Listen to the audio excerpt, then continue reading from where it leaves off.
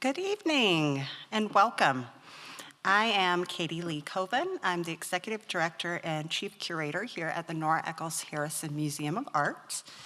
I am really looking forward to the panel discussion tonight, where you will hear about the experiences and memories of Intermountain Intertribal Indian School former students, a teacher, as well as two scholars who have been interviewing and working with students and teachers for many years.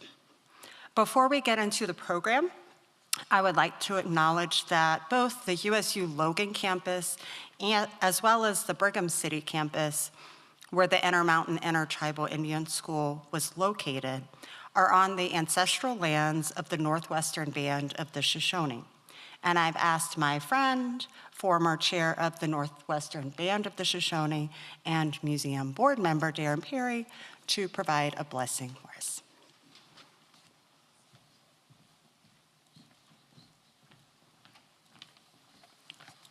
Never ask an Indian to talk, because I'm going to do more than a blessing. Just welcome. I just want to welcome everybody.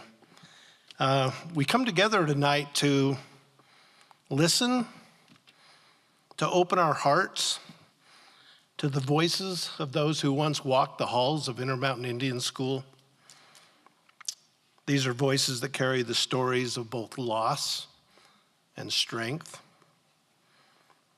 stories of being taken from their homes, and stories about finding their way back and ways to remember. For many of those students, art became a way of holding on to memories of place. And it was a way to keep their culture alive and carve out a space for themselves in a place that was so far away from home. Tonight, we honor those students, those who lived that experience. We honor their courage that it takes to speak the truths. As we listen, may we remember that their stories are not just history. They are part of a path that we all walk together. So tonight I want to invite you to listen with your heart so that you can heal the divides that we have in our country today. So I'm going to give a blessing in Shoshone. Damapa, no ni shakatanta ni wawan. Nudi viho, kosoka anda dama apa wana okizika. Bani omenha. Nawan diwa no hohoi. Devapoi. Noan nashikiti. Nasa oambo. Si oga. Nani shant anani wan. Oho.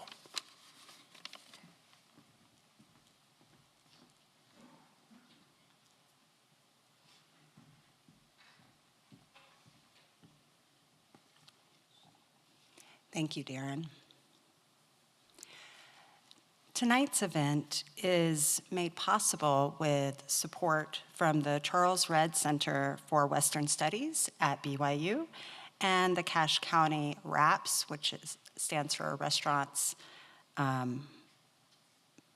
what is that A for? Parks and Zoos. And the restaurant tax program. So we thank both RAPS and Cache County, as well as the Charles Redd Center for their support. I came to learn about Intermountain Intertribal Indian School after being asked by the university administration to form a committee and determine the possibilities for preserving the murals that were once in the school and that were cut out prior to the building being torn down. In forming that committee, it was important to have many Indigenous voices at the table, particularly former students who attended the school, to ensure that whatever they wanted, we wanted too. I came to meet Gay Dawn Pinnacus just recently through Farina, but the other panelists you will hear tonight, as well as our moderator, James Swenson, were part of our mural committee. Excuse me. Former students who also refer to themselves as alumni were important at each step of this project. From being supportive and happy that we were able to restore these murals, to having some of them provide the written interpretive labels for the murals in the exhibition. My point here is that their voices and their desires have been central to the mural restoration, the exhibitions, and the programming that we're providing. Their interest to preserve and share the history of Intermountain has been front and center, and their desires, and therefore it's been our goal. Furthermore, it is an important part of Utah history and Native American boarding school history. For those who have not seen the exhibition or know very little about Intermountain, I want to provide brief information about it. There were over 500 government-funded, sometimes church-run Native American boarding schools in the United States during the 19th and 20th century. Children were voluntarily or forcibly removed from their homes and taken far away. The goal was assimilation. The goal was to strip away traditional and cultural practices of their native culture. Intermountain was one of the last boarding schools to be founded in 1950. Until 1974, it was solely for Navajo or Dene students. The last 10 years is when it became intertribal. By the time it closed in 1984, it was the largest boarding school in the country. Art played a really important role at Intermountain. The story of the murals, how someone saved them from the buildings before they were demolished, that the notable artist, Apache artist, Alan Hauser was the art teacher there, followed by other notable art teachers, and the abundance and quality of art throughout the walls of the entire campus, combined with former students referring to themselves as alumni rather than survivors, is, I think, unique to Intermountain. But it is important to remember that we cannot understand history from just one or a few persons' perspectives. In this case, I have learned about the history from the students who attended and the teachers who worked there. This is the history we share through the murals in the exhibition, and I'm excited for you to learn more about this history this evening from our panel. But one thing that I think they have in common is that these experiences are stories and histories filled with resilience and imagination. So tonight you'll hear from 3 former students who attended Intermountain: Lorena Antonio, Ronald Geronimo, and Gay Dawn Pinnacus, a former teacher, Peggy Barker, and Native American scholar Farina King, who has focused on Native American boarding schools and in particular Intermountain. But before I invite the panel to the stage, I want to tell you just a little bit about our moderator, James Swenson. And James will introduce you to our panel. We will also have time towards the end for questions, and there are microphones at the front of each aisle. Because we're recording this, please come up to the microphones if you'd like to ask a question. I first met James when he contacted me regarding his research on Intermountain. He, Farina, and Michael Taylor were planning, they were researching a book and planning for that book and an exhibition. And since that time, I've asked James to curate an exhibition on WPA-era photographs, lead a discussion on Native American boarding schools following a film screening we did a few years ago, and I've even hired some of his former students. So James Swenson is the professor of art history and history of photography at Brigham Young University. He completed his PhD at the University of Arizona in 2009. His research interests include documentary photography, American photography in the 1930s and 70s, and the art of photography of Utah and the American West. He's the author of several articles which have appeared in History of Photography, American Indian Quarterly, and the European Journal of American Culture, among others. He's also the author of 2 books, Picturing Migrants, The Grapes of Wrath, and New Deal Documentary Photography, and In a Rugged Land, Ansel Adams, Dorothea Lange, and the 3 Mormon Towns collaboration, 1953 to 54. He also co-authored the book that I mentioned before with Farina and Michael, titled Returning Home, Diné Creative Works from the Intermountain Indian School, published by the University of Arizona in 2021. So with that, please help me welcome James and our entire panel to the stage, and please join us up here.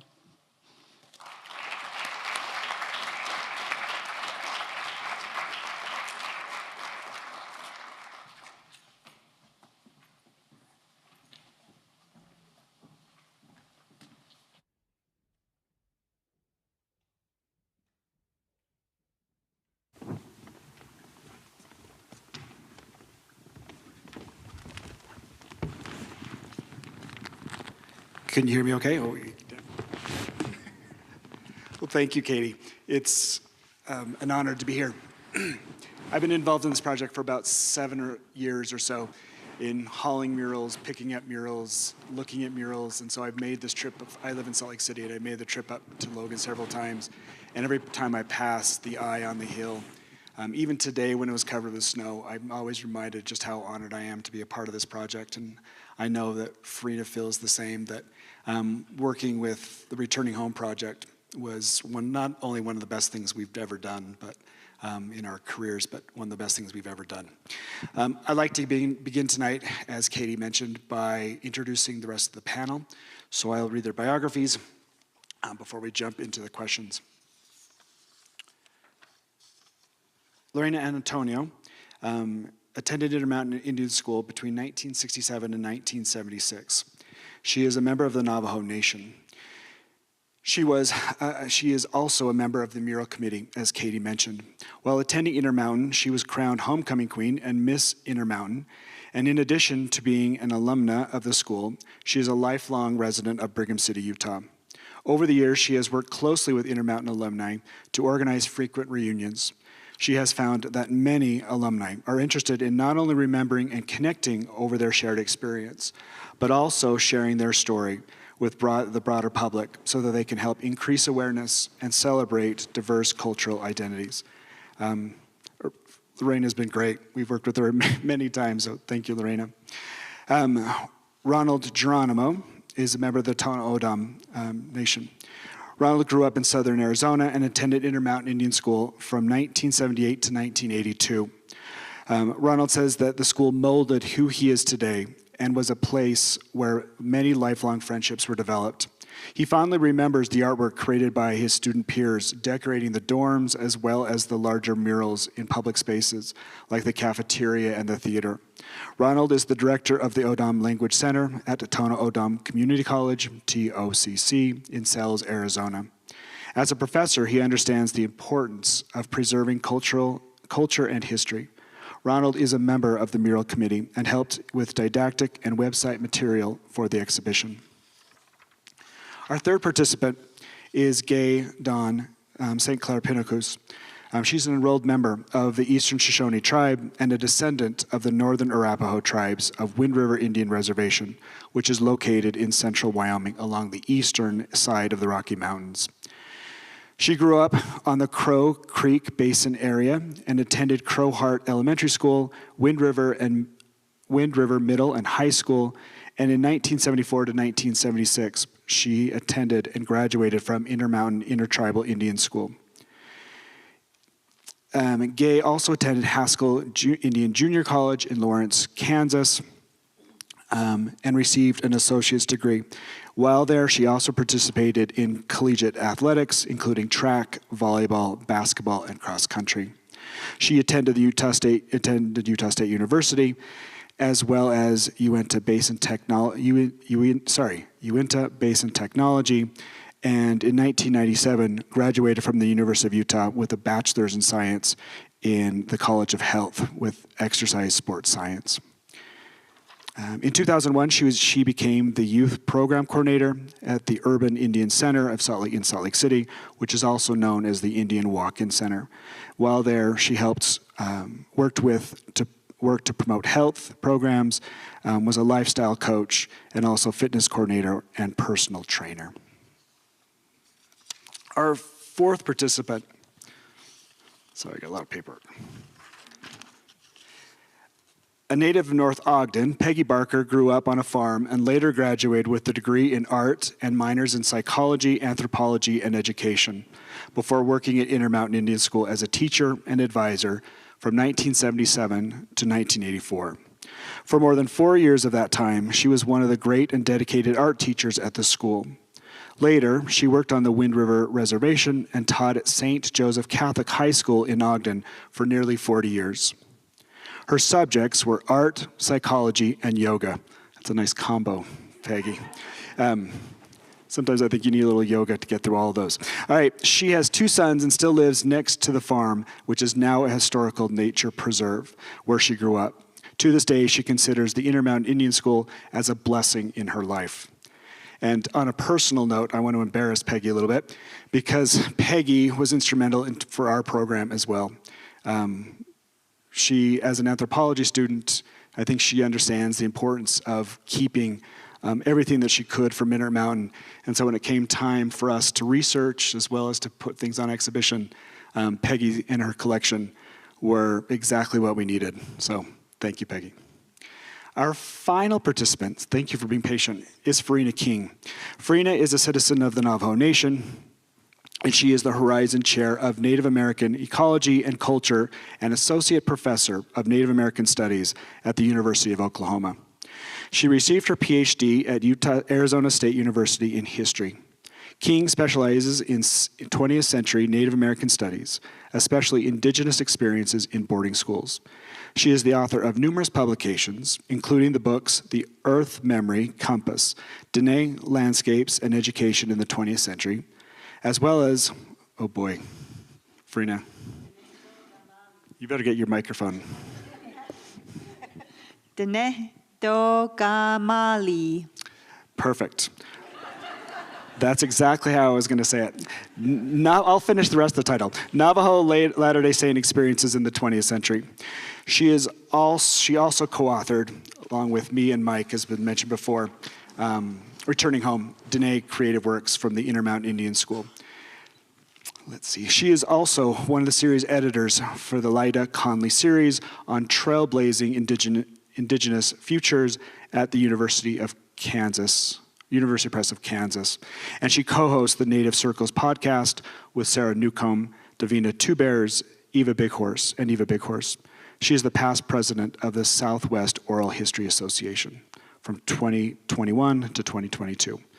Please join me in welcoming and honoring these participants in our panel today.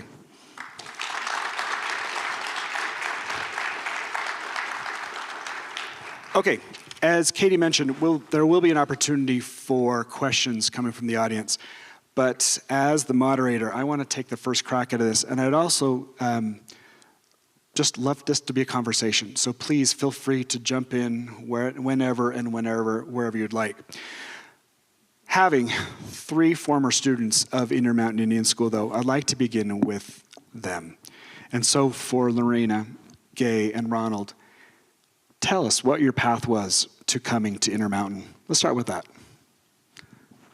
Go ahead, Gay. Okay, so coming to Intermountain, I had just had my father pass away from a car accident, and my mother had to go back to school, University of Wyoming, and it was a culture shock to go University of Wyoming, not having any natives there, so Intermountain just opened up.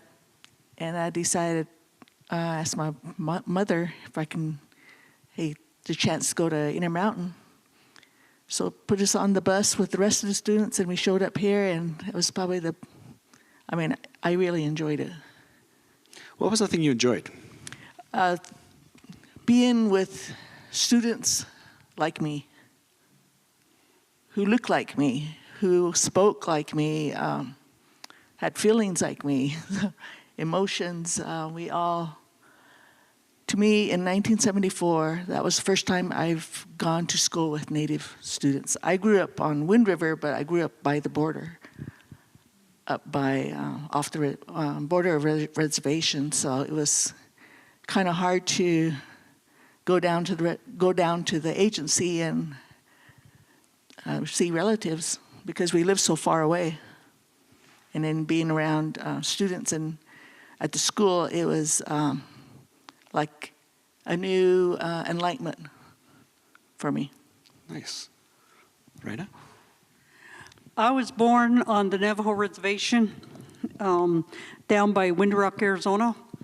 And when I was about 5 or 6 years old, we had a van that come around through the reservation. They had a Catholic church, and they also had a white guy and a Navajo guy that were picking up Navajo students for them to go to school. My grandmother didn't speak English, so they had a Navajo translator. So the Navajo translator told my grandmother to sign some papers, and they were taken up to the boarding school.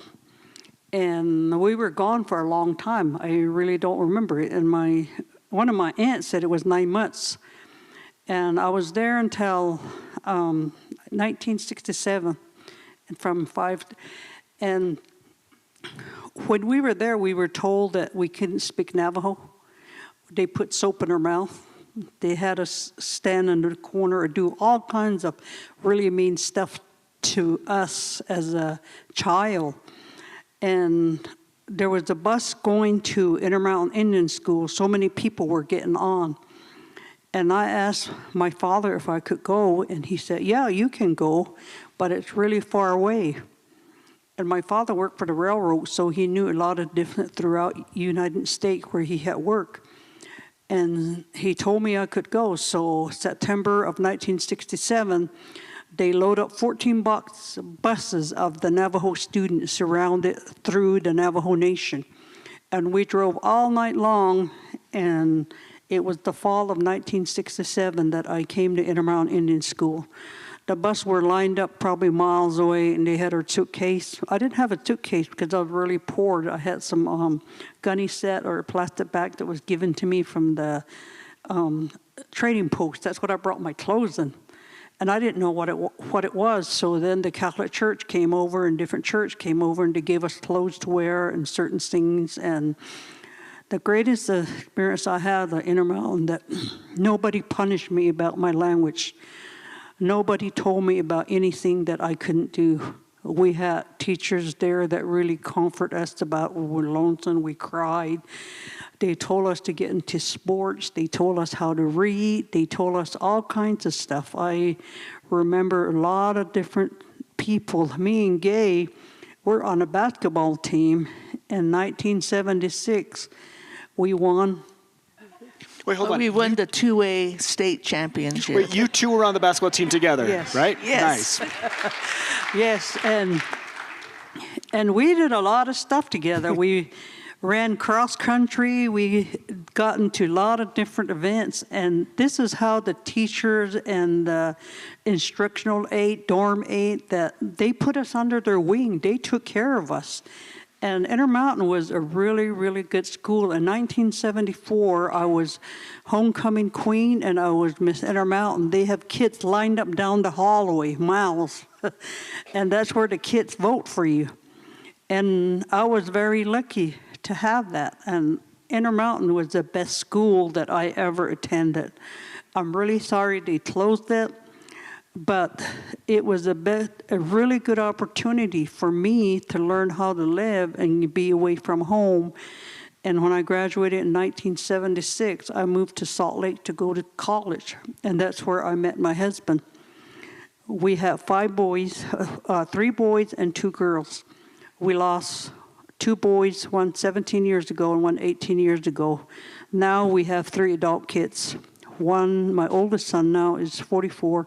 And then my daughter, she's a nurse, she's 39, and our youngest daughter is 36. And a year ago, my youngest daughter had a baby, and I was 6 or 7, became a grandmother, and we were very blessed.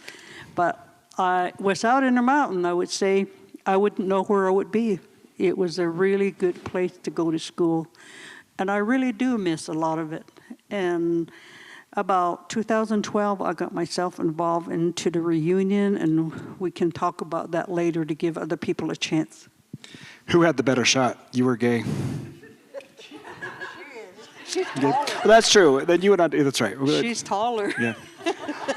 Ron, tell us about your experience coming to Intermountain. Okay, so I'm the youngin of the alumni here. I came in '78, and I made it here through my brother. My brother was a student before me, and the first time when he came to Intermountain and he came home that morning, when he woke up, he was different. He looked different. He acted different, and it just made me admire him more. And the only thing he changed was to come to Intermountain, and so I was like intrigued about Intermountain. And he would bring home yearbooks, and I would look through those yearbooks, and I was amazed at all the people in there. It was just. I started knowing people before I even met them through the yearbooks, and so that was the beginning. And when I graduated from middle school, I stayed home my freshman year. Well, when I got to the school, a lot of my friends were gone. They all had gone to boarding school somewhere. Some of them here, some of them other places. And so that summer after the school year, my brother and a friend of his who went to Chilocco in Oklahoma, and they were talking about their experiences in boarding school, and they were telling me, you should go to boarding school, you should go. And so I decided that I wanted to go. And I asked my mom, I was 15 years old at the time, I asked my mom if I could go to Intermountain.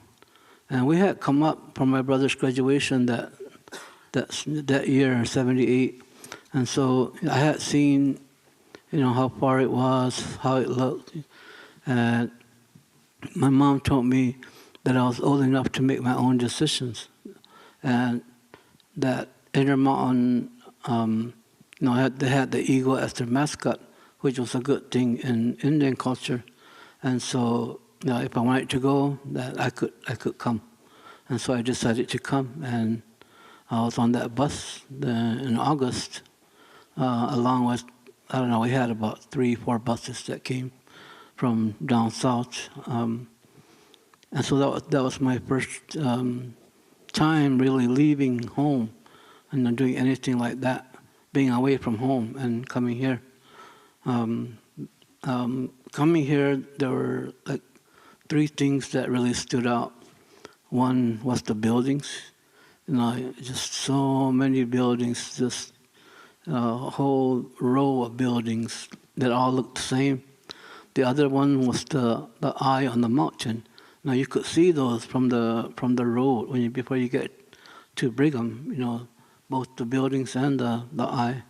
And then the other thing was the students walking around campus. There was just so many students walking around. And so those are the 3 things that stood out to me when I first came here. And so that's how I got to Intermountain. A little homesick at the beginning, but eventually meeting new people, meeting the staff and others that, like Lorena said, they just took you in and welcomed you and made you feel at home. And that's why a lot of times we say that Intermountain is our home away from home. And so that's how I got here. At Intermountain, the students were taught a trade, which is actually listed in the yearbook. What were the trades that you were taught? For me, in your freshman and sophomore year, you take small classes like small machines or small engines or metals or wood making, things like that. So I took all those, and then in your junior and senior year, you take a bigger trade. I signed up for machine shop. but there was no teacher for that class, and so they told us to take another class. The mechanics and the building trades, those were popular ones. Those were all full, so I couldn't get into that. And so my brother had taken welding, but before I came, he said, "Don't take welding, take something else." Well, I ended up in welding. And I did that for 9 years after I left Intermountain. A trade here, learning that trade. So that I took welding, and that was where I was for my junior and senior year. Gang, what'd you study? Oh, yes. I did go into the business area because my mother was a business teacher, like going to Haskell, she's faculty there. But I worked for the IRS for a good 3 months and decided I didn't like it. So got out of that and took small engines, just like down to the vocation department, and I can clean a lawnmower. So, Yeah, that's more than I could do. and learned how to put a little engine together, so I can, now I do computers, so I can take a computer apart. But I like to include my husband, who graduated in 75, and 75, he was a year older than me, but he took auto body and paint. So native people artistically paint really well. He painted for a good 40 years, and he just retired this January. And from the, he said he probably wouldn't have taken the auto body if it wasn't for the teachers, because they were very welcoming, and they taught him. And then he went from there to Haskell. From Haskell, then we moved to Salt Lake, and he painted cars professionally. Raina, what'd you study? When I left Intermountain, I took business classes too. And when I went to college, I've known a lot of students that were taking heavy equipment operator. I thought, boy, I really loved being outside. When I was younger on the reservation, we heard a lot of sheep and did a lot of stuff outside. I thought, I don't think I want to sit inside all the time, So I kind of changed my course and went into a heavy equipment operator. And I did that for 45 years to make a living. And I really enjoyed it. I retired 3 years ago. And when I met my husband, he was a heavy-duty mechanic. So when my equipment break down, before the mechanic show up, I would call him and say, so right away I knew what was happening with my equipment, and he would tell me what was going on with it. So that's how we made our living. But Intermountain, they could have kept on and on. They had a lot of vocational training. I had a list of stuff that they did. Even after school, they would tell kids to come on in, learn how to do pottery, learn how to do auto body, learn how to do a poem, something that the teachers they don't even have to be paid.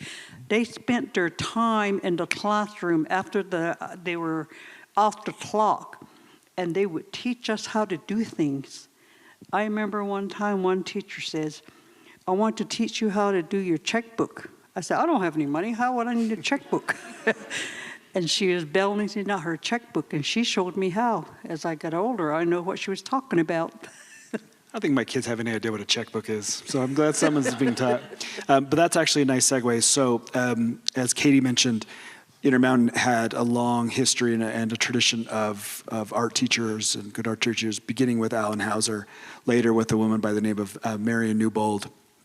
But Utah State actually supplied a number of young students, graduate students, who would go down and teach at Intermountain, including Jim Westergaard and Gary Case and a number of others. And we're fortunate actually to have one of the art teachers. I think you actually took over from Marion Newbold. Is that right? Yeah, Peggy Barker. So Peggy, what was your path to coming to Intermountain? Well, first of all, I'm very honored just to be with these people here. I had graduated from college and had a neighbor who was working at Intermountain. told me to apply, and I was hired as an education aide. Thought I would be in a classroom and found myself in a girls' dormitory. So that was very interesting. I was there for half a year. Then I went into the solo parent program, which I thought was amazing because we had young mothers with their children, and I absolutely loved it. Then I began to teach art. I do joke about, I tried to do a class on Renaissance art, didn't go very well. But I realized that the Native Americans valued art very much. And so I had learned beadwork when I first started, because of course kids were doing beadwork and I wanted to find out how to do it. So I also, as a teacher, I explored the entire campus. Ron said, how many buildings? I tried whenever I had moments. I was in other classrooms, other buildings, trying to see what was going on, and I was very impressed. Great people. The kids all seemed happy. They were learning so many different things. It was a huge variety of courses they could take. Also, when I first started, I joked that I thought, I'll never leave this place. I loved it. And if they hadn't closed, I would still be there. Because I loved the students, the faculty, all of the workers. It seemed that it was just a community of people all helping each other. So it was an amazing place. I was blessed. Now, I will say something about my shirt. This was an art club shirt, and all of the kids had their name and their tribe, and I joked, I said, I will put my name in white underneath it, and a student said, no, you're a wannabe. And I said, oh, okay, yeah, so I'm a wannabe. It's an honor to be a wannabe, right? Yeah. We'll come back to art in a second. I do want to give an opportunity to Farina. Farina, tell us about your path and how you came to Intermountain and to this project that has taken up so much valued time. So always we introduce ourselves in Denebizad, She Belegana Neshle Dokia Ani Bashchin, Belegana Dashache Dosinijini Dashanale Akot Egot Sah Neshle, Shaje A. Philip Smith Wollier. So I wanted to share that my mother is white American, settler descent from Michigan, and I'm born for my father, who is Towering House in Blackstreet Woods People Clan, and Shema A. Joanne Wollier. My mother's name's Joanne, my father is Philip, and my father went to boarding school, and he was about 5 years old, went to the Fort Wingate boarding school in New Mexico. Most of my aunts and uncles went to boarding schools. My grandparents, at least my grandmother, even my great-grandfather. So for many of us, we come from generations of boarding schoolers. And I'm sure, not just me, but those sitting by me, here, it's not only our stories, but we're very connected to family, relatives, our relatives in our own, our parents, our brothers, sisters, but cousin brothers, sisters, and the family we make along the way. So, of course, I do have to emphasize before I speak anymore, it really is an honor to listen every time to this gift. It can be heavy and heart work, sharing the stories and the memories joys, but as we already hear, there is trauma, there is hardship, there is pain, and the whole, whole mix, ups and downs of life.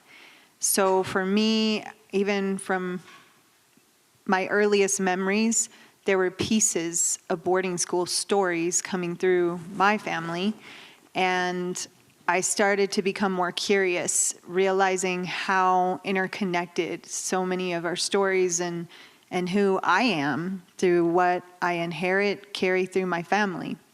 There's a lot of emphasis on intergenerational trauma for good reason, because there is a lot of trauma that I have, my family and we navigate and seek.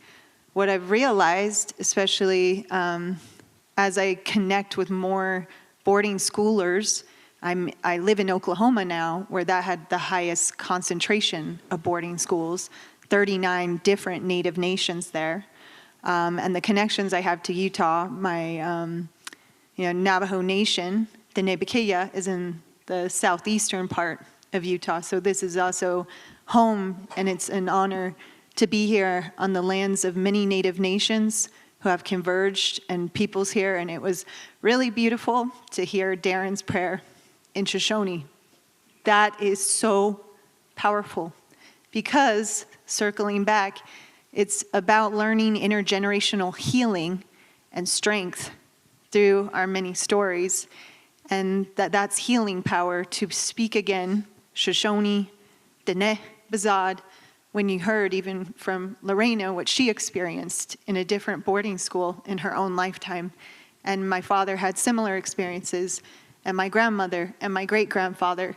So many generations that now, I'm a baby trying to speak and learn and have a lot, to navigate through that. So that's how even just the amazingness of the interconnections, that just today I'm talking with a scholar about an entirely different kind of collaboration. And she's an amazing person who runs a Hajo wellness yoga, indigenous yoga. And she shared with me that her father went to Intermountain. And this is often what happens in my life, is I keep connecting and meeting people in unexpected places that for whatever reason, reasons that I'm still learning through step by step on these paths that connect us with so many amazing people, so many who are here today, familiar faces that are a part of this journey, and new faces, and many people who have made these kind of gatherings possible, and to acknowledge that. And that's what really inspires me, is the circles of communities and many, many people that we connect with and learn through these stories about intergenerational trauma and healing. Anyone like to respond to what Frina said? I think one thing I've neglected to mention was the art that's being shown up on the screen. And to Frina's point, you do see trauma right there, obviously, when the young students in Intermountain were encouraged to represent their lives, to paint, to draw, to write short stories and poetry. You do get a full gamut, right, of those that would celebrate home, but also acknowledge the difficulty of experiences there, as well as Intermountain. So thanks for that reminder. Before I open it up for questions, what role did art play in Intermountain on a student level? Like, where did you see it? How did you experience it? Lorena, you mentioned that you could come in and participate in ceramics classes, but tell me, where did you, how, from a student perspective and a student experience, what role did art play in your time at Intermountain?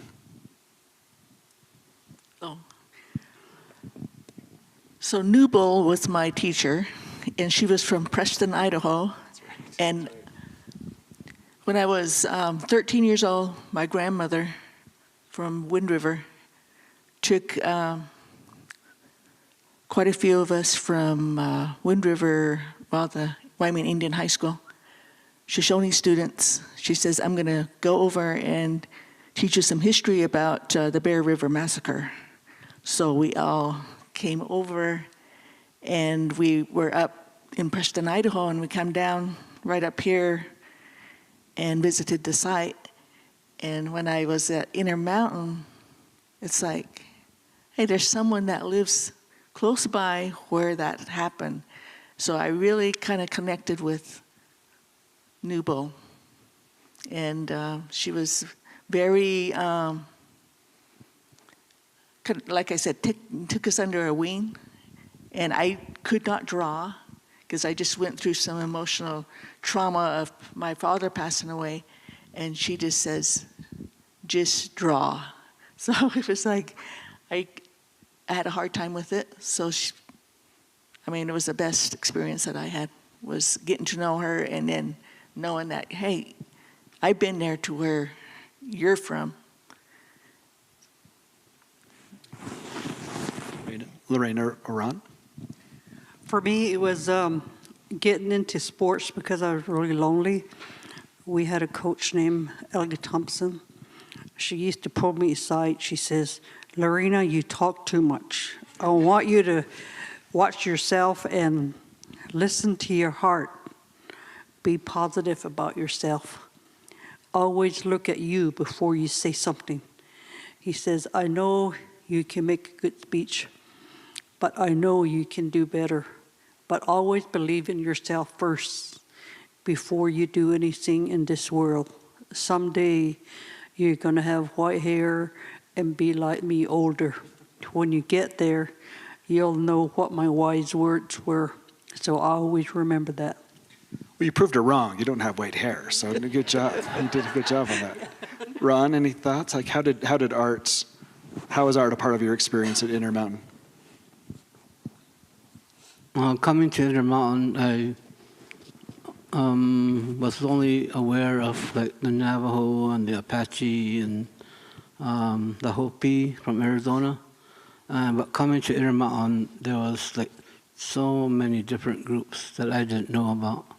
And all of them were expressing themselves, who they were, and you would see it in the artwork or and other things.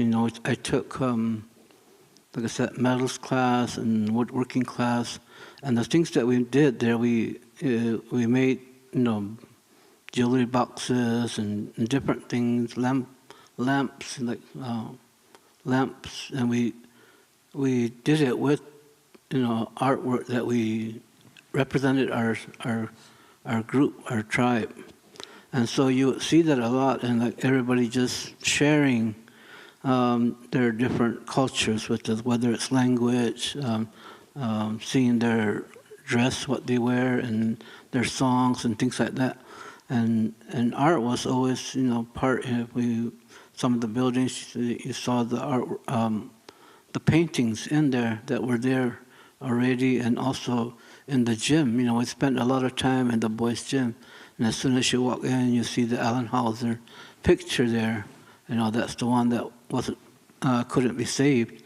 But just seeing those, and even when we had homecoming week, we had what was called sidewalk painting, and those were some amazing artwork that was done on the sidewalk. But it was done so that it would wash off later on. They didn't stay. So the next year, a new group would paint again. And some of the stuff they did, it was just amazing to see. And you didn't even want to walk on it, on the sidewalk. Just want to walk on the side and look at it. But there were a lot of people that could do, great art. I tried, but I couldn't.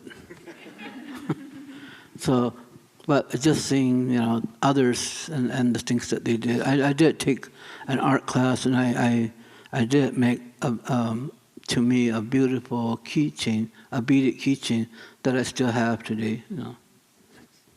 Peggy, what are your thoughts? First of all, I think that we are all artists. It's just finding our materials and what we want to say with them. So, and yes, the Native people, it seemed to me, valued art. And so I said I learned to do beadwork immediately because kids were doing it, and so I wanted to try. And then as I taught art, again, I think we are all artists. And so different materials, different ideas, and it was wonderful to be in a classroom with kids doing a lot of different things, taking paints to go work in the murals in their dorms, and that was a very important kind of thing. We also made a couple of floats for Peach Days, and again, the kids came and we built them and put them together. Yes, art is very valuable. I do have pieces over here in the show. I joke about when the school closed, somehow I kept everything saying, well, I'll get it back to the kids, somehow. Well, we had students from Alaska to Florida and Michigan to downtown Los Angeles. I didn't ever get work back.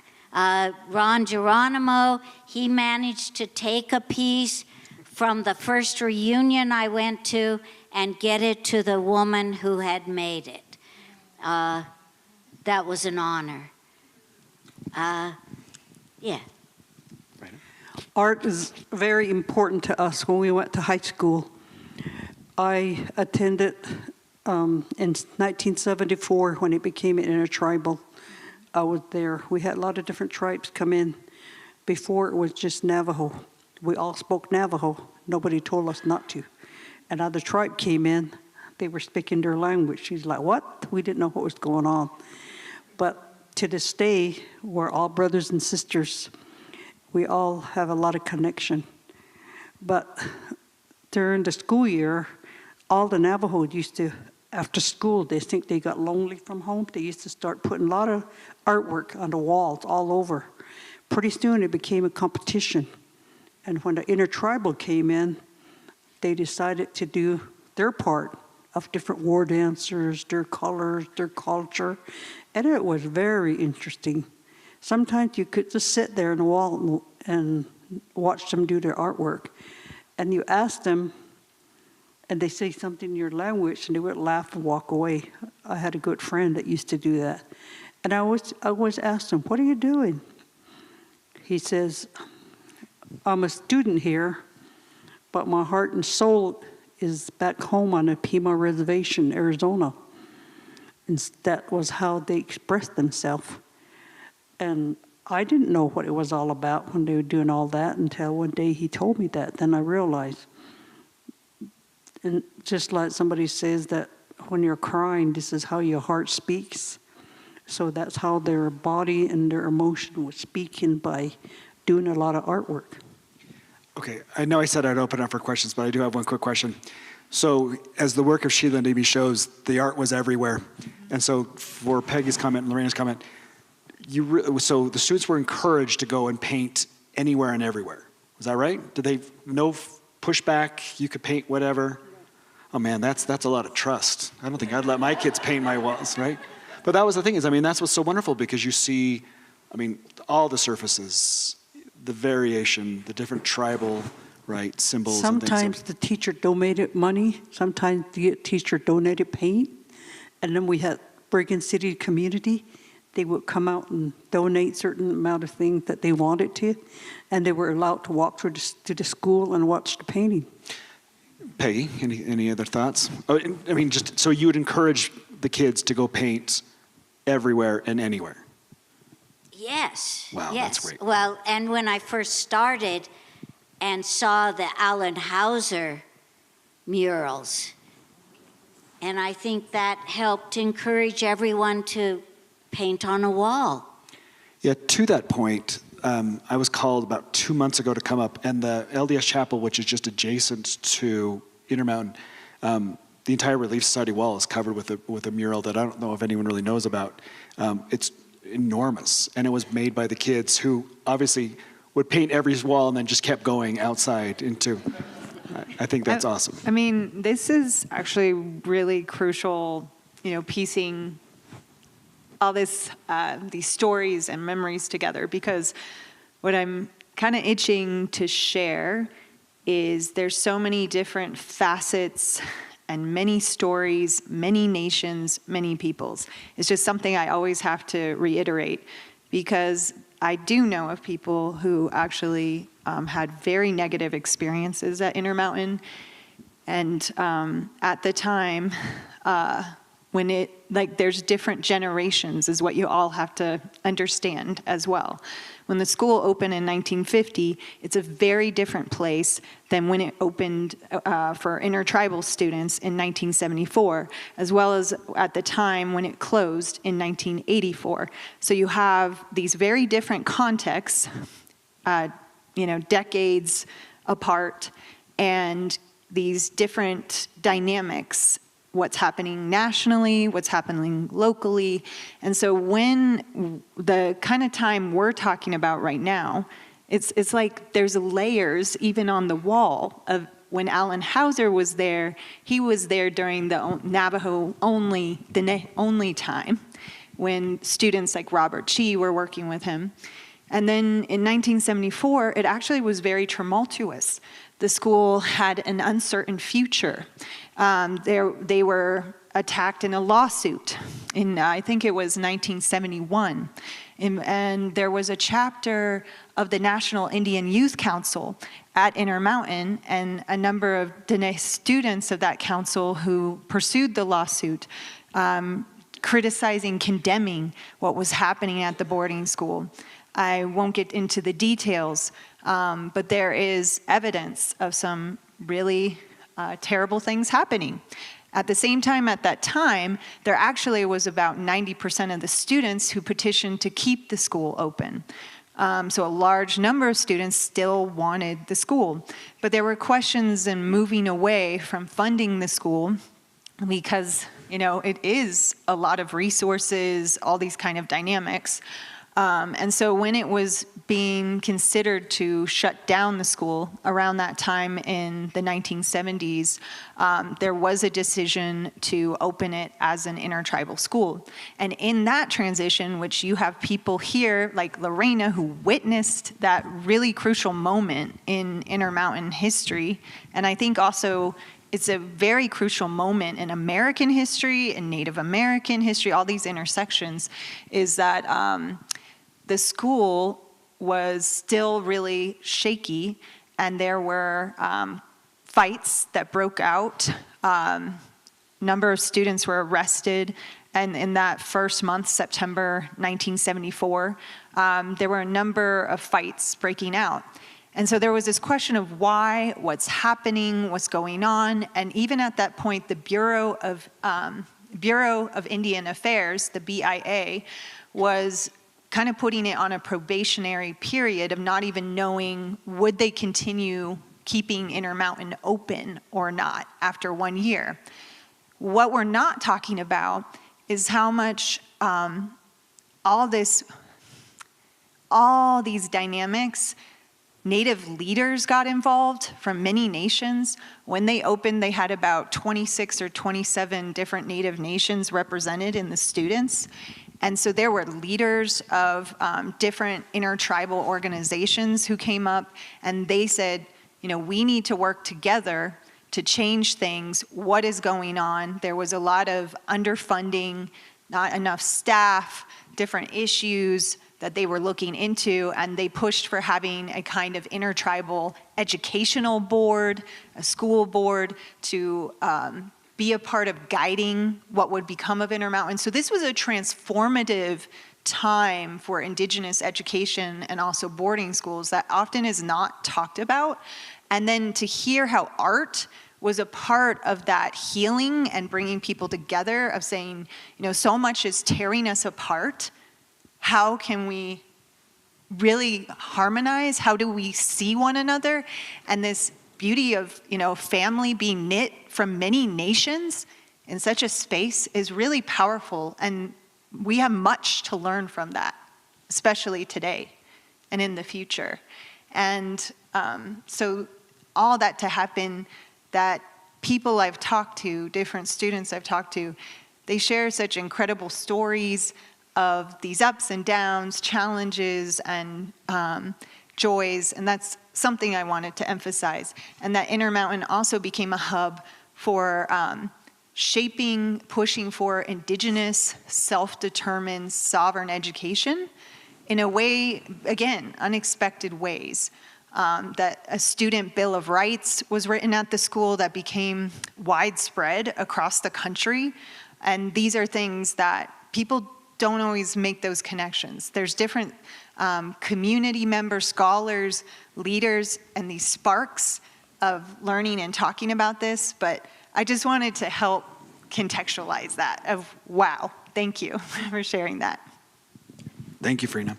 Yeah, and then you have like the American Indian movement, like leaders from that coming to Intermountain, right? So you're right, that moment when like that pan-Indian, like there was so much happening, right, with that movement, and Intermountain plays a role in that.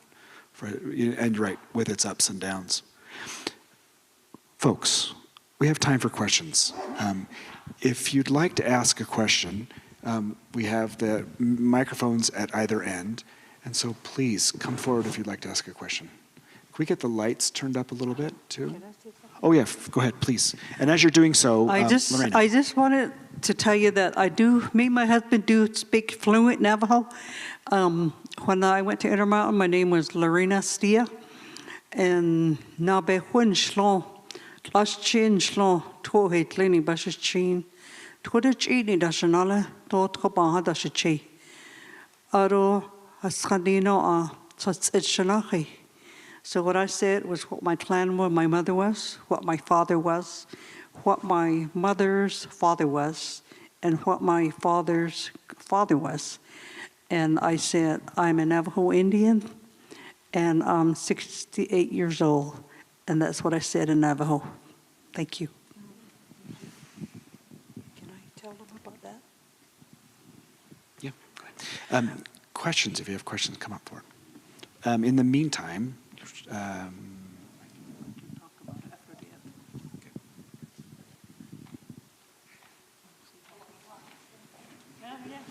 Thank you so much for sharing your stories. I'm particularly interested to know, you said language is encouraged. Were there language courses and programs? Were you able to write home in your language? I'd love to hear more about how you were able to use your language at the school.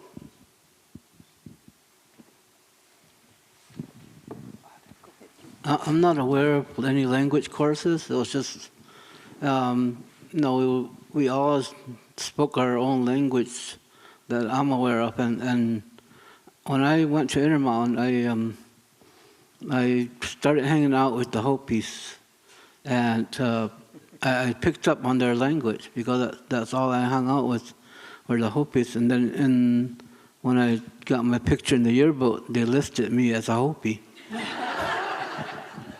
Probably also because they had cosmetology, so you could go there and get your hair cut from the students. But the Hopi parents were telling me that the person that took care of the swimming pool, he's Hopi, and they said he cuts hair. You should go over there. So I went over there, and they gave me what they call a Hopi cut, just straight across right here and down. And so, just sharing their language, their culture, you pick up on those things. Of course, I learned some Navajo, I learned some Apache, and I think those are the only languages I really learned some. But I don't remember any language courses, but it was just, I wasn't discouraged or anything like that. We were free to use our languages, and we used it a lot with each other, and with others, teaching them how to speak our language. Could you get a Navajo cut or just a Hopi cut? No Navajo cuts. Okay, sorry. You gotta have enough hope on. That's true. Sorry, I didn't mean to derail that question. Language, Gay, Lorena, do you? Language part, we had probably over 200 tribes, and hearing different tribal languages. And coming from Wind River and born into 2 tribes already, I had relatives that went to Intermountain who were Arapaho, Northern Arapaho, and then I have relatives who were Eastern Shoshone, but also Fort Hall. So I had a huge amount of relatives from Fort Hall, Wyoming, and then Utah, and then we had some in Nevada. But we kind of had that same dialect. So you pretty much kind of caught on to what they were saying. And just kind of had to, I tried to learn a lot of different tribal languages because they would, even in basketball, we had majority of our Navajo ladies that would play, and learned a lot about Lorena talking Navajo on the floor. So. Sounds like you'd have an advantage that way, Yeah. right? But yeah, to me it was more fun to be around other people with different languages, because in my tribe, being 2 tribes, we were losing our language, and we were just restoring it back when I was leaving. Being around other tribes speaking, Apache and Navajo is pretty much the same. So is Crow. They just speak a lot faster than us. And when we were playing basketball, I remember we used to tell these girls that, say, when you throw it to me certain words or bounce past or certain things like we did, like the code talkers. So, so while we were playing all these other students, they had no idea what we were doing. And I think that's how we won our championship, because we felt like we were like code talkers in high school. But we had a lot of fun. It was really nice for them to come over and speak their language, and something you never heard before. It was very interesting. And I'll bring this up later, but we're going to have a class reunion in Breaking City in Utah State University building. We have Intertribal that come throughout all over the United States, and they still speak their language. And if any of you want to come see, you're welcome. Come over and see and talk to them. Ask their question, how they feel about their language. One-on-one basis, you can hear what they have to say and what they have to say about Intermountain. That reminds me of that new Netflix movie, Res Ball. They have a scene of they learn the different paths in Navajo and such. So I wonder if they knew your story and they were inspired by that. I'm going to ask Sterling Harjo, who was involved in that. Just kidding. But I wanted to add something about that, and also it relates to the point about indigenous sovereign education and self-determined education. So it is a really big deal in transition that students at a boarding school were not punished, reprimanded for speaking their language. At the same time, this is an ongoing struggle with schooling, right? Is what are the messages being conveyed by what languages are taught and emphasized? And I do think there was, it opens up the questions of where, if Intermountain didn't close in 1984 due to budget slashes in the Reagan administration at that time, would they have started language classes and such? And Haskell, as Gay Dawn mentioned, the connections with her family to Haskell. Haskell is a very interesting place because that was opened up as under the banner of kill the Indian in them, save the man, assimilationist ideologies that were very suppressive, toxic towards indigenous knowledge ways and ways of being. And now it's an all-native university, and they are fighting to stay open. And many of their instructors are being fired, and there's a basketball coach who's continuing on without pay. And it just is something that I reflect on of thinking about the history and the context of what if Intermountain, when it finally was like rewiring and redirecting what they're doing with the programming and language and things, where would they have gone? What direction Would it be similar to how Haskell has language programs and supports that today, a space that has a cemetery of children who did not return home, and how it's now a space of Indigenous knowledge, empowerment, and working that is quite unimaginable in many ways, but incredible. Thanks. Any other questions? Please come forward.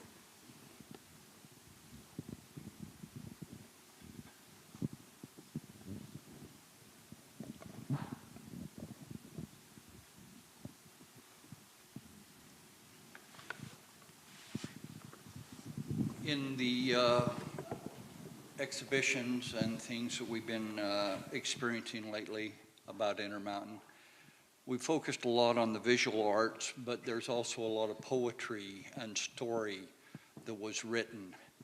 And the language issue that we've just been talking about made me wonder how was the creation of these wonderful stories and creation of the poetry, which was it done in native language, or was it done, I mean, it's in the book, but I mean, was it done in English, and how was that taught, and how did that come about? I'm just interested in that aspect. Yeah, to that point, something I don't think I've thought about. I mean, we put together as many poems and short stories as I can, but I don't know if I realized that many of these are not their first language, right? So, any thoughts about, because, and I love like reading the poems. I mean, that's one of my favorite parts of this project. Any thoughts as to? No, on my point of view was growing up, and like Verena said, my grandparents went to Haskell. My great-grandparents went to Carlisle, but my parents went to Haskell. They both went to Haskell, and they both married there. And then I and my husband both went to Intermountain. We both went to Haskell, but it's a generational thing. But talking about the poetry part, or our short stories, it was probably the best experience that I've ever had, was being able to write about your life as a Native person versus going to a public school in Wind River, Wyoming, out in excuse me for saying this, but redneck country, where you couldn't express yourself, or you had to be cowgirled up and to be a tough person. But when I came to Intermountain and Haskell both, there were stories that you could read about personal experiences from growing up, and they were Native writers. We were able to find Deloria. I mean, we were reading books that weren't required, but we read them. And we would take teachers that we had were from from Utah State, that would go down and help us. And I remember coming up here, I was on a student senate, got selected to it, and we would come up once a week and have a class. How to run government, how to set up, know what the chair does, the president does, down the line. But yeah, the best experience was even poetry. To me, poetry was like art, how is it they express their feeling. When it came Intertribal, there was a lot of different poetry, students telling about themselves, like Gay mentioned, their personal life, how to talk about the reservation, how they feel about where they came from, how they feel about coming to Intermountain, what they've learned, how many sisters and brothers they have gained throughout the United States. Some of their poetry was sad, happy, laughing. depends on what day when you read it. And I think the teachers really loved it. They were there for them. If something was wrong, they felt like. Intermountain had never had a suicidal all the time, the students from 1950 to 1984. And I think the reason why is there was poetry, there was art, there was love, there was care. Everybody there took care of each other. Sometimes the boys did fight, that's normal. Sometimes the girls did fight.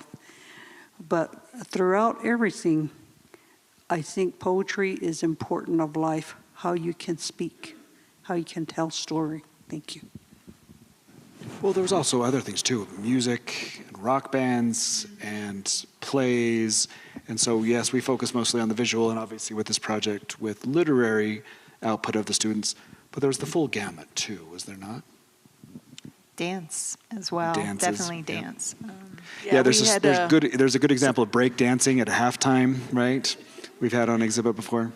So we did have Redbone, if you all know who Redbone is. Come and get your love. We had them perform, and probably the best turnout. I was going to add about poetry, and the question also related to poetry and the language of the different poetry that we looked at. And Michael and some of the students he worked with looked at this also more closely. But there would be some references to language, right? Certainly in Denebizad, Hogan, our ancestral dwelling, or maybe they'd put in a word like Shema, my mother. They would bring in some words, but most of it was often in English. I would love to know, if they write more. Now, thinking about language, many indigenous languages of these many nations and peoples coming and to their children and youth coming to Intermountain, they are oral societies. So even writing is a new form of expression, of translation, hybridity, and that's something I think is important for us to recognize and understand. And it's taking on its own form. It shows, that dynamic, like it's not people are not static, but how they learn and connect. So, even debates about standardizing the language when it is written and struggles over where does that accent go? Where's that? There's a lot to it there. So I just want to mention that. But learning how to express in different languages, there's a lot of translation and interpretation going on.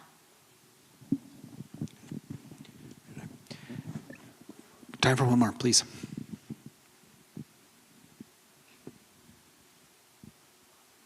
Ron, thank you for making the trip all the way up here. I've stood on Tumamoc Hill and enjoyed the views and the reflection of the TO community very much. Read Darren Perry's book, have reflected on your stories today. We live in a time where we're trying to preserve and to validate truth. And I wonder if you have experiences through your time at Intermountain that could help advise us on how to ensure we preserve truth as we move forward as a society. Great, last question. Any thoughts?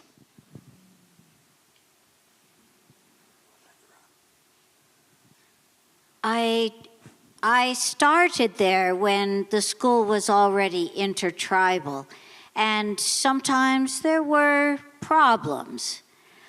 But I think that each of the tribes began to understand that they could unite and be even stronger and better by accepting each of the different tribes there. That even though they were different, that they had different teachings, came from different areas, that the kids seemed to understand that being together was better. When it became an intertribal, yes, we did have some problem. Students not getting along, tribe didn't get along. But by the end of the school year, we were all good friends. We understood that we were all Native American, coming from different tribe, different area throughout United States. And we did understand each other more as brothers and sisters. The same was our tribe. We teach each other a language. And a lot of times the Navajo says, don't listen to that tribe, they'll tell you the dirty words. But so we really got along. After when the school closed, after I graduated, I went back, because I live in Salt Lake. I went back and talked to a lot of my students that I know. And I would always ask a question how they were doing, and I would say certain teacher left or somebody retired or something. So I knew what was going on. And by the time the school closed, they've never had any problem. There was no fighting. In fact, the students ran from Brigham City to the state capital of Salt Lake City. On foot ran to keep the school open. That's how strong the Native American students were. Thank you. Oh, that's a good one, because when I arrived there, like they said, there was this group of students running around the campus, and for some reason, I had my sister and my cousin there, but we all stayed in different dorms. And it was, we would have lunch together, we would eat supper, but we would separate, go to our dorm. But it's like, maybe there's something wrong with where they're coming from. I don't know what it was, but we never looked at it as a fighting. It was almost like they wanted attention. Maybe they didn't get that at home. And they wanted to be friends.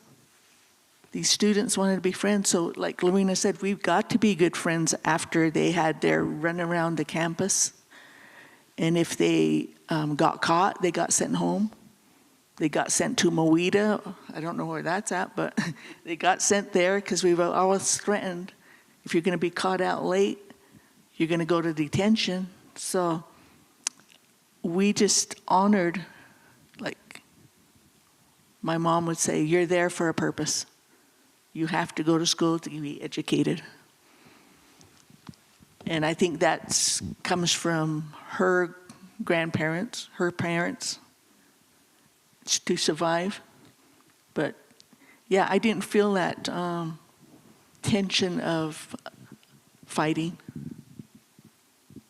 There was always sports. There was always competition. There was dances. There was, on a big snow day, I don't know if you remember in 76, 77, the huge snowstorm, we had who could make the biggest castle? What dorm could outdo the next dorm? So we had all these snow sculptures. And they were native snow sculptures. They were all kinds of artwork.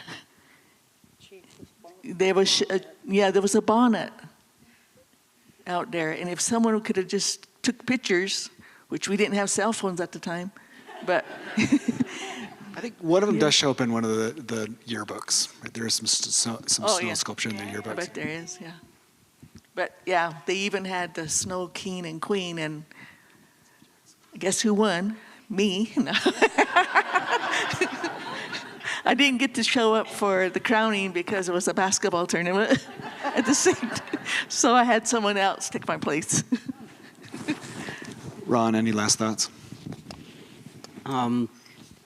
Another don't my brother told me before I came was don't get involved with a Navajo girl. And I think that was because he was with the Navajo girl and whatever happened. But, and so I admired my brother, so I listened to him and stayed clear of Navajos.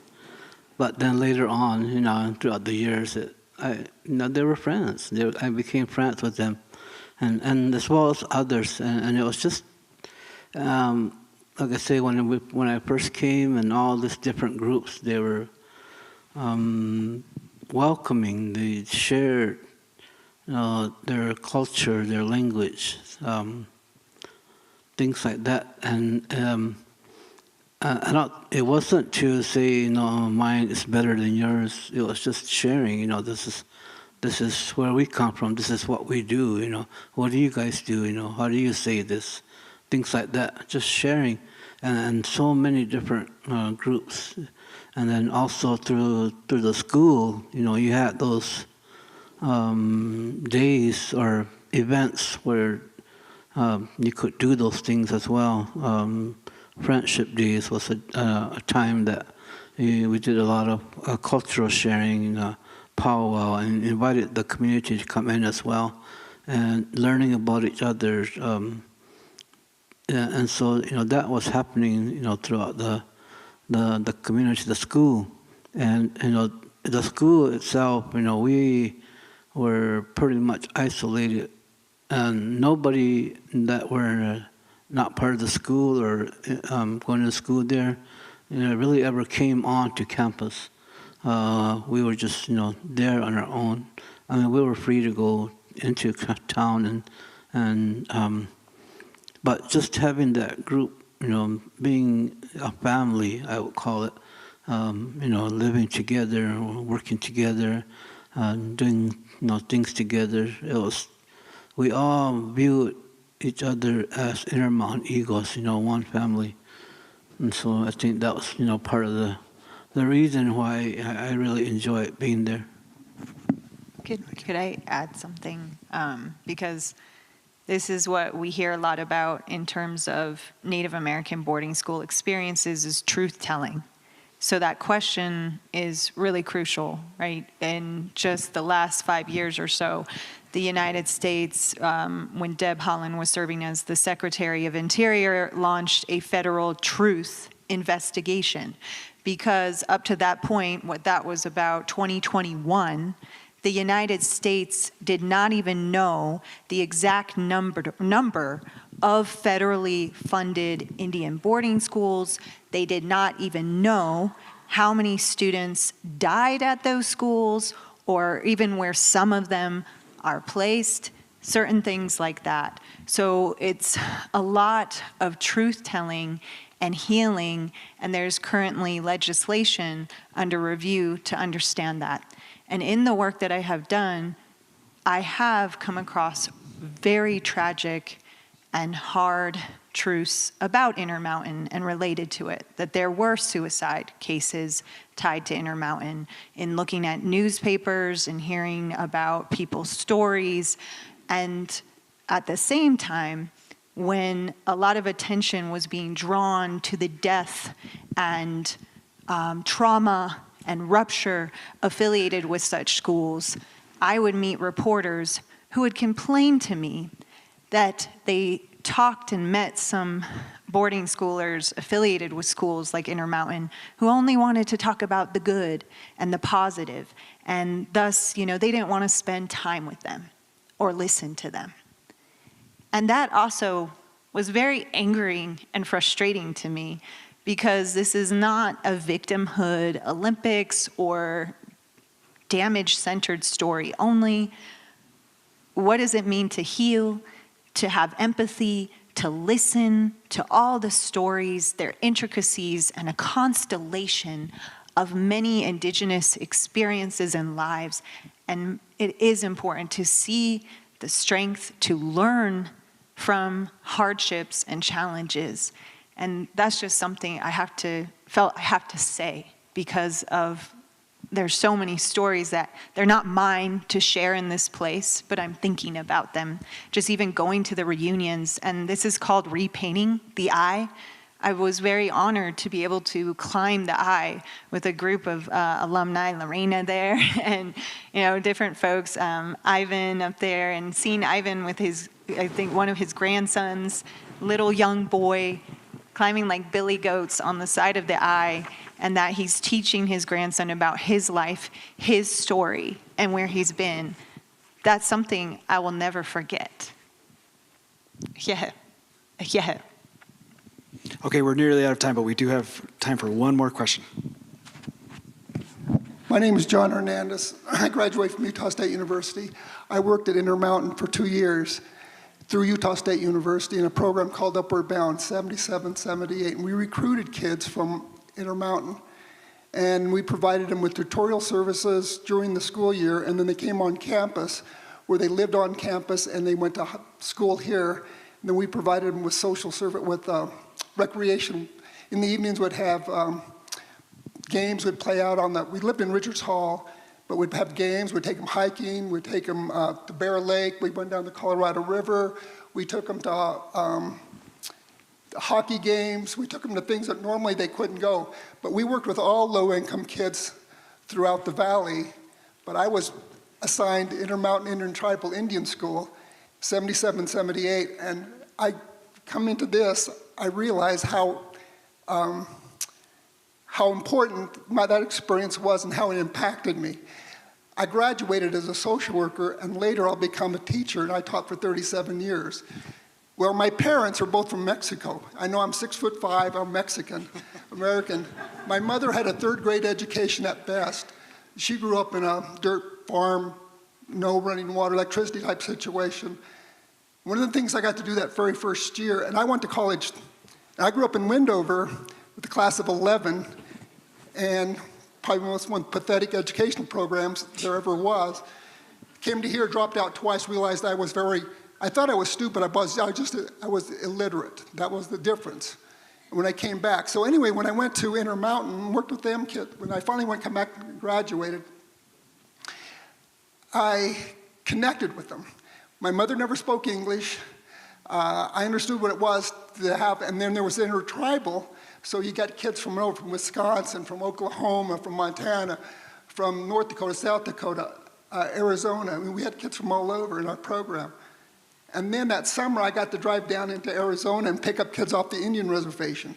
As far south as Sales, Arizona, the Papago there, and see where they lived. Are you from Papago? Yeah. From Sales? Well, welcome. I've been on your reservation. It's an amazing place.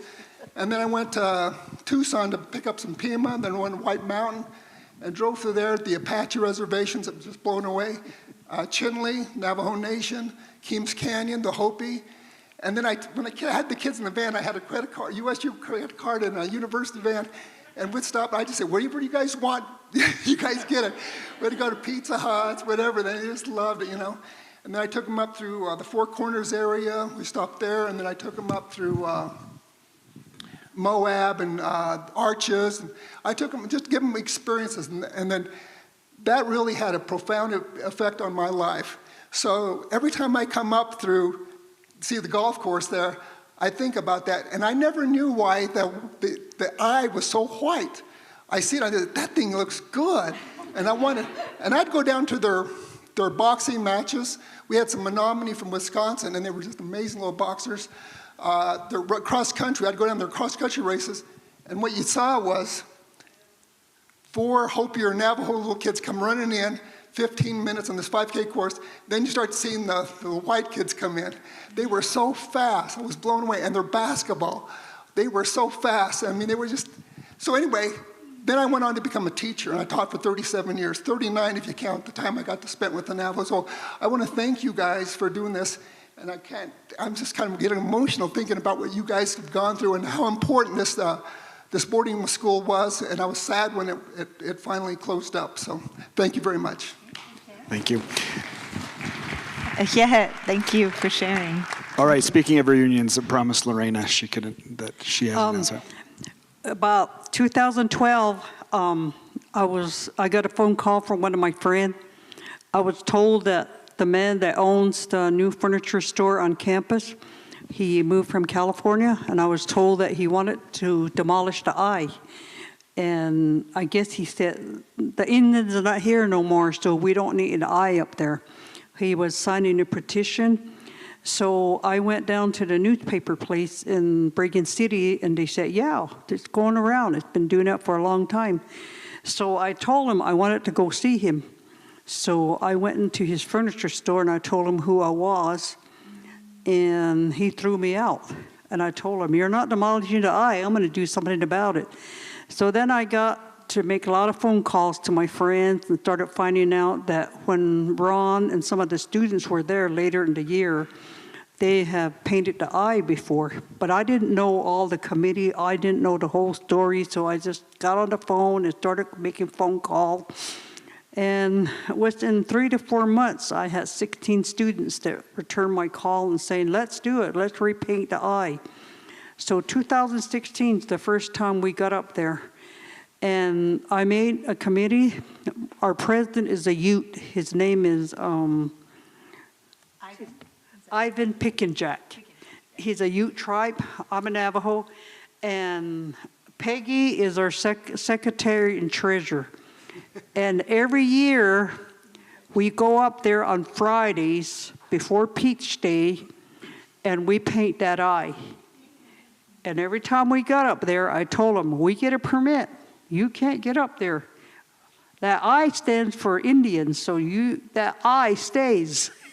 So we've been up there since 2016, painting it every year. And this September 5th, we'll be back up there again. And any of you want to come out, I brought some flyers with my number on it. You can come up, visit with the students. You don't have to climb the eye. You can just stay on the bottom and mix paint. And then some of the younger guys, they take it up the hill. And we've been in the Peach Day Parade almost every year. And my husband's a really good artist. He won 3 times the best number 1 award that he got. So my husband helped me with a lot of stuff. And this year we'll be back up there again. And Saturday we're going to be at Utah State University building. And we have a Navajo Western band that's coming in. They're going to be in the parade. After that, we're going to have students talk about their experience at Intermountain. I want all of you to come out and listen to them, not just us sitting here. You guys sit down and talk to them, ask them questions, what went on. You can hear it directly from the students. And a lot of them come forward and they'll tell you what happened. How Intermountain changed their life when they were on their reservation. And how Intermountain really make them understand to be an adult, to be responsible. For them to be away from home for so long, it made them who they are today, like for me. You know, I have never been back to the reservation since I left, since I was 10 years old. I'm still living in Utah. If it wasn't for Intermountain, I don't know where I would have been. But to me, Intermountain was a great school, and I thank each and every one of you for coming this evening. To Lorena's point, these conversations can continue, so I'd ask you and invite you to please join us door at the museum. Come look at the murals, come talk to us. And just a note on the murals, I saw them when they were falling apart, and I thought there was no way that those things are ever going to survive. So when you get across the way, look at these murals, give credit to the museum, to Katie and her team, because I thought it was impossible that these things would ever live. And not only that, they're clean, they're beautiful, and so a compliment to the museum, as well as for providing this opportunity for us tonight. James, I just want to emphasize, like, these are connected this is a part of truth work. You know, preserving those murals, sitting down and listening, and to the gentleman, the person who spoke, you know, I wish I knew your name, this sharing of stories, that's the truth work. And there's still a lot to do. There's so many thousands of people who went to this school and the impacts it had also in the community. I've talked to community members who didn't go to the school, they didn't work there. So there's a lot of work, and it's that we need each other for healing. We need each other to continue to know the truth. So I just wanted to reiterate what you just mentioned of the work here that's been done. Incredible. Thank you so much for bringing us together and for everyone who came and Lorena, and alumni, Gaydon, Ron, Peggy, and many, many others that are so many, we cannot even name all of you. Will be here for hours on end, who do so much heavy lifting and important work in the gatherings, that the resources they take. Ron drove all the way here from his home in South, Arizona on the border. Gaydon, coming with her family, Lorena, like hours to share with you. And this is a gift. I just have to say that. Thank you for, sharing your gift of time with us and gathering too. And I wish, more people can hear this, and it's incredible. It's recorded, live streamed. But I just want, to emphasize that. We do need to give them time to actually close the museum. So thank you for coming. And there's one more person I forgot. His name is Danny. Would you please stand up, Danny? He's always helping us. Amazing. Danny Piper. He helps us with all kinds of financial thing that we don't know about when we started raising money for this reunion. He's there 100% up when we have the meeting, what's going on and what's legal in Utah, bylaws, whatever it is. He's always there for us. And a lot of times I depend on him for so much. He's the one that make these flyers for me. He's there 100%. When I ask him something, me and him can get together and just talk about things forever until we figure out what we're going to do. Thank you very much, my dear friend. Thank you.